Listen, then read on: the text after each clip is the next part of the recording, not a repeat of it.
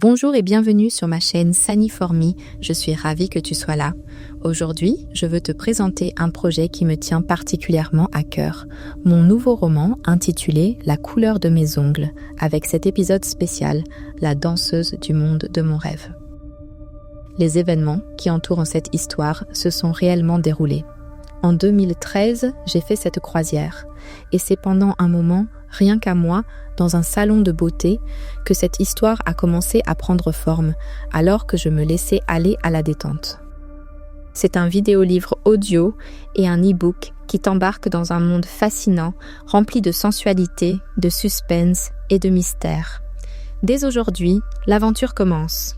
Et le meilleur dans tout cela, chaque 4e samedi du mois, un nouveau chapitre t'attend, avec une nouvelle couleur et une nouvelle facette de cette saga romanesque. Et à la fin, une seule question se posera à toi. Est-ce la réalité ou n'était-ce qu'un rêve? Je suis impatiente de t'emmener dans ce voyage. Alors, c'est parti. Aujourd'hui, le 22 février 2025, je pousse la porte d'un grand salon de manucure en plein cœur de Cologne. À l'intérieur, 10 tables sont alignées, où des femmes et des hommes vietnamiens, souriants et appliqués, travaillent avec minutie sur les mains de leurs clientes. L'atmosphère est calme et concentrée, bercée par le bruit régulier des limes à ongles qui se mêlent aux conversations feutrées. Je m'installe à l'une des tables et suis accueillie par une jeune femme vietnamienne d'une beauté envoûtante. Elle me sourit avec douceur et son visage délicat dégage une sérénité apaisante. Avec des gestes précis et maîtrisés, elle commence à travailler sur mes ongles. Peu à peu, je ressens mon corps se détendre, mes pensées ralentir. Le tumulte du monde extérieur s'efface, remplacé par une sensation de légèreté enivrante. Petit à petit, le temps et l'espace s'effacent, jusqu'à ce qu'il ne reste plus que le doux frottement de la lime et la cadence fluide de ses mains.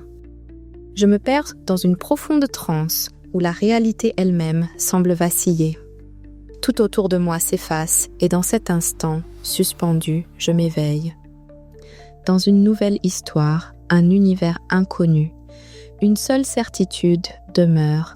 Je vous emmène avec moi dans le murmure du monde de mes rêves. Chapitre 1. Les vagues du passé. Un rêve de liberté en Méditerranée et sur l'Atlantique. Imagine-toi comme moi dans cette histoire, à 23 ans, avide d'aventure et prête à découvrir l'inconnu. C'est ainsi que je me sens en 2013, lorsque j'ai l'incroyable opportunité d'embarquer à bord du Norwegian Spirit pour une croisière de 8 jours en direction des îles Canaries. 7 nuits en mer, entre destinations exotiques et un sentiment de liberté absolue. Le voyage commence à Barcelone et m'emmène vers des endroits que je ne connaissais que par les brochures de voyage. Mais si j'avais su, à ce moment-là, quelle péripétie m'attendait? Serais-je seulement montée à bord? Une première rencontre, une danseuse sous les projecteurs. As-tu déjà croisé quelqu'un qui t'a immédiatement envoûté? Une femme dont l'aura de mystère, de danger et de séduction éclipse tout le reste? C'est exactement ce qui m'arrive lors de ma première soirée dans le grand théâtre du navire.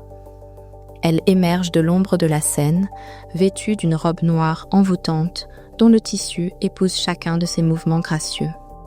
Ses cheveux sombres et soyeux tombent en vagues délicates sur ses épaules. Son regard, profond, perçant, semble lire dans les pensées de chaque spectateur. Ses lèvres, d'un rouge enivrant, esquissent un sourire oscillant entre l'innocence et une promesse dangereuse. Chacun de ses pas, chaque ondulation de ses hanches est une invitation, une provocation, un jeu aux règles inconnues. Mais elle m'a déjà prise au piège. L'aurais-tu abordé? Des rencontres entre la scène et le quotidien. Le lendemain matin, je la revois, cette fois-ci, au restaurant buffet du navire. Mais elle n'est pas seule. Un homme grand et athlétique est assis à ses côtés. Sa présence brute, presque animale, est imposante. Sa main repose sur son poignet d'un geste possessif, comme si elle lui appartenait. Mais son regard raconte une toute autre histoire. Un sourire fugace, un léger haussement de sourcils, comme si elle savait que je l'observais. Comme si elle le voulait. Le soir, je l'aperçois à nouveau sur le pont promenade, cette fois avec un autre homme. Lui est plus âgé, élégant, empreint de cette assurance propre aux hommes qui prennent ce qu'ils désirent. Elle rit doucement, s'appuie sur lui, sa main posée sur son bras. Ses lèvres ne sont qu'à un souffle de son oreille. Puis, soudain, elle se détourne et s'éloigne rapidement vers le théâtre. 10 minutes plus tard, elle quitte le spectacle au bras d'un troisième homme. Lui est plus jeune. Ses yeux sombres trahissent une dévotion presque désespérée. Cette femme est une énigme. Joue-t-elle un jeu ? Lequel de ces hommes est réellement le sien ou ne l'est aucun d'entre eux ? Une quatrième silhouette dans son ombre. Le troisième jour, je la revois encore. Elle est assise dans un coin isolé du pont ensoleillé. Cette fois, un nouveau compagnon est à ses côtés. Il a cette aura artistique, celle d'un homme qui exprime son monde avec ses mains plutôt qu'avec des mots. Ses doigts effleurent son avant-bras, comme s'il jouait une mélodie sur sa peau. Elle rit. Pas le rire éclatant et insouciant de la veille, mais un gloussement discret, complice. Un jeu entre deux âmes qui connaissent que les règles que j'ignore. Peu à peu, une sensation étrange m'envahit, une impression que je suis en train de m'emmêler dans une histoire qui m'échappe. Ce n'est pas seulement son comportement qui me trouble, mais aussi ma propre réaction. L'attirance inexpliquée. Bien que je sois en voyage avec mon mari, je ne peux pas nier que cette femme exerce sur moi une fascination qui dépasse la simple admiration. Est-ce que son élégance, sa sensualité captivante, ou bien le mystère insaisissable qui l'entoure ? Qu'en penses-tu ? Est-ce un jeu ? Ou y a-t-il quelque chose de plus profond ? Un pressentiment et l'aventure à Funchal. Ces rencontres me hantent. Qui sont ces hommes ? Pourquoi semblent-elles liées à chacun d'eux ? Manipulatrices, libres et insaisissables, mon esprit tourne en boucle autour de ces questions. Pendant que le Norwegian Spirit glisse doucement sur les vagues tumultueuses de l'Atlantique, je ressens en moi une inquiétude grandissante. Un pressentiment comme si cette croisière allait changer bien plus de choses que je ne l'imaginais. Le lendemain matin, nous faisons escale à Funchal, sur l'île de Madère.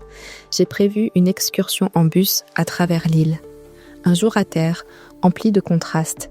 Les marchés exotiques, saturés de parfums enivrants. Les falaises spectaculaires où le vent fouette l'océan avec violence. Mais mon esprit est ailleurs. La danseuse et son comportement énigmatique ne cessent de hanter mes pensées. Aurais-tu cherché des réponses ou aurais-tu laissé le destin suivre son cours ?